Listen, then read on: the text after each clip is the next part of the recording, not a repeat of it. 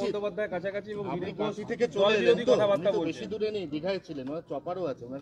আমি 5:30টায় ঘুম থেকে উঠি, তো দিলীপ ঘোষ ওনাদের ঘুম থেকে উঠতে দেরি হয়।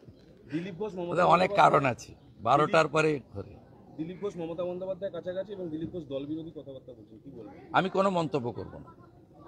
গতকালই আমার অবস্থান আমি বলেছি, আমি কোনো মন্তব্য করব না। এগুলো আপনাদের কাজ, আপনারা এগুলো করছেন পশ্চিমবাংলার পীড়িত হিন্দুদের মধ্যে হতাশা তৈরি করার জন্য। মুর্শিদাবাদের জেনোসাইড, কাশ্মীরে হিন্দু নিধন, আগে আলোচনা করুন পাকিস্তানের রাফেল কখন ঢুকবে, পাকিস্তানকে গুঁড়া করব কখন। এইসব কথা আপনারা তৃণমূলের প্ল্যান্টেড এইসব প্রচার করেন। আমি শুভেন্দু অধিকারী এর কোনো মন্তব্য করি না, করব না। আমার 11-র আগে শপথ ছিল সিপিএম যাক, যে আসে আসুক, বাংলা বাঁচুক।